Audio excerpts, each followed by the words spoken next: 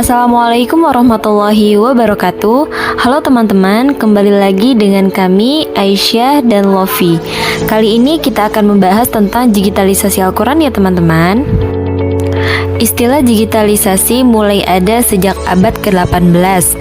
Dengan digitalisasi, semuanya menjadi serba mudah, baik di bidang pendidikan, pekerjaan, dan lain-lain.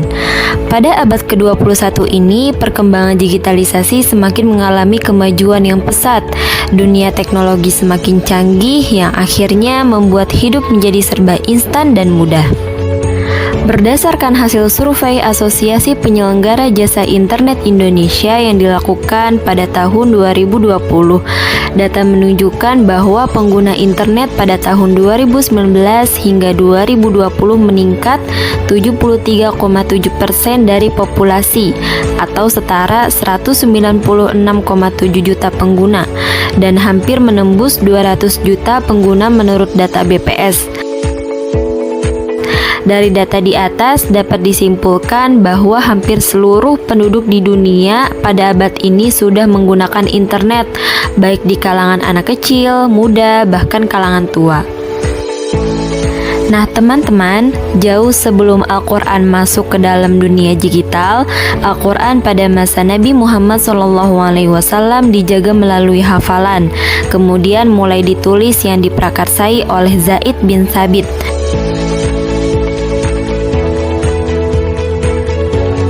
Selain Al-Quran dijaga melalui hafalan dari masa ke masa, pada masa Khalifah Utsman bin Affan, Al-Quran yang ada pada pelepah kurma, kulit binatang, dan lain-lain mulai dikumpulkan. Kemudian ditulis ulang dan akhirnya disatukan, dibukukan, dan diberi nama Mushaf Utsmani.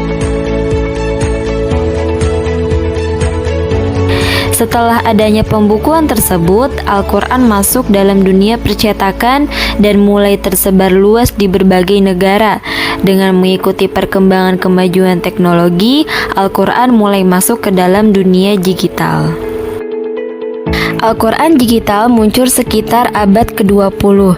Dari mushaf cetak, kemudian Al-Quran dikembangkan dengan metode lain seperti kaset, piringan hitam, CD, VCD, dan DVD. Museum Walters Art yang ada di Inggris menjadi pionir utama pendokumentasian dan penyebaran Al-Quran secara online dalam bentuk digital berupa flash atau HTML yang didanai oleh National Endowment sebesar $300.000. Aplikasi tersebut menyajikan tampilan berkualitas tinggi serta dapat diakses secara gratis oleh semua orang. Majunya perkembangan ini juga berdampak kepada munculnya aplikasi-aplikasi yang memudahkan umat muslim dalam beribadah. Salah satunya mulai muncul aplikasi Al-Quran digital. Aplikasi Al-Quran ini dapat memudahkan umat muslim dalam membaca Al-Quran kapanpun dan dimanapun, cukup dengan menggunakan smartphone mereka.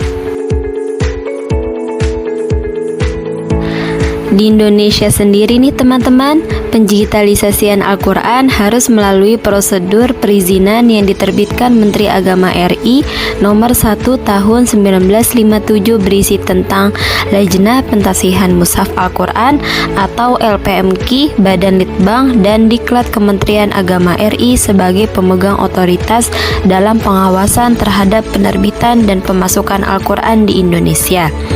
Tertuang dalam Peraturan Menteri Agama Republik Indonesia Nomor 44 Tahun 2016 tentang penerbitan, pentasihan, dan peredaran mushaf Al-Quran. Adapun 5 langkah mendapatkan surat tanda tasih dan izin edar Al-Quran, diantaranya yang pertama, pendaftaran akun penerbit Al-Quran Indonesia.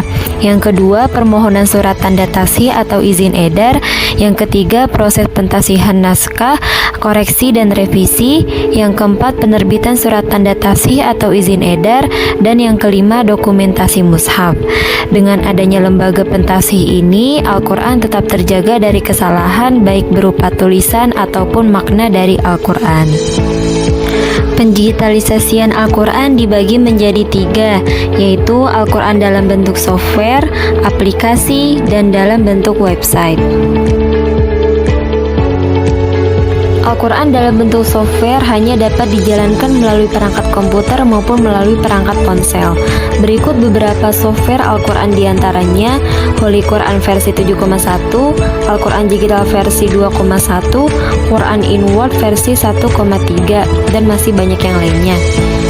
Holy Quran versi 7,1 ini salah satu kelebihannya itu fitur cukup lengkap, cukup bersahabat dengan Microsoft Word, dan pengoperasiannya cukup mudah. Kekurangannya itu salah satunya kapasitas ruang harddisk yang diperlukan tergolong paling besar. Kemudian Al-Quran Digital salah satu kelebihannya itu termasuk software yang ringan. Kekurangannya itu isi dari software ini sebatas ayat dan terjemah. Kemudian Quran in Word versi 1,3 ini salah satu kelebihannya itu sangat mudah dikutip ke dalam Microsoft Word. Adapun kekurangannya itu tidak disediakan fasilitas pencarian ayat, tidak disediakan indeks, tulisan Arab susah diatur. Selain dalam bentuk software, digitalisasi Al-Quran dalam bentuk aplikasi-aplikasi kini sudah banyak dan dengan mudah ditemukan di aplikasi Play Store ya teman-teman. Pasti teman-teman semua sudah punya aplikasi Al-Quran di handphonenya masing-masing. Berikut beberapa contoh aplikasi yang kami sajikan.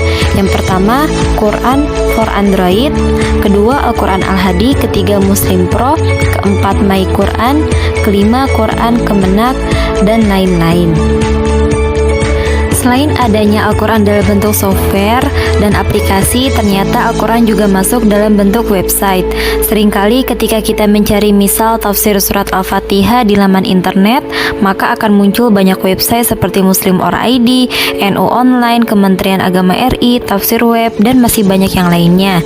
Adanya website tersebut mempermudah para pengguna untuk menemukan apa yang sedang dicari. Adanya Al-Quran dunia digitalisasi memberikan manfaat yang besar bagi masyarakat muslim, diantaranya yaitu membantu memahami arti Al-Quran walaupun belum pernah belajar bahasa Arab, mempermudah dalam menghafal Al-Quran dengan audio murotal, visual teks Al-Quran, dan terjemahan perkata yang dimainkan dalam satu waktu menjadikan penggunanya mudah untuk mempelajari dan menghafalkan ayat-ayat Al-Quran. Kemudian memperbagus cara baca Al-Quran sesuai kaidah tajwid. Bacaan Al-Quran terdengar lebih indah dan meningkatkan kecintaan terhadap Al-Quran. Kelebihan Al-Quran digital adalah praktis, mudah dibawa kemana-mana, dan dapat diakses kapanpun dan dimanapun. Dapat digunakan berulang-ulang dan penyimpanannya mudah.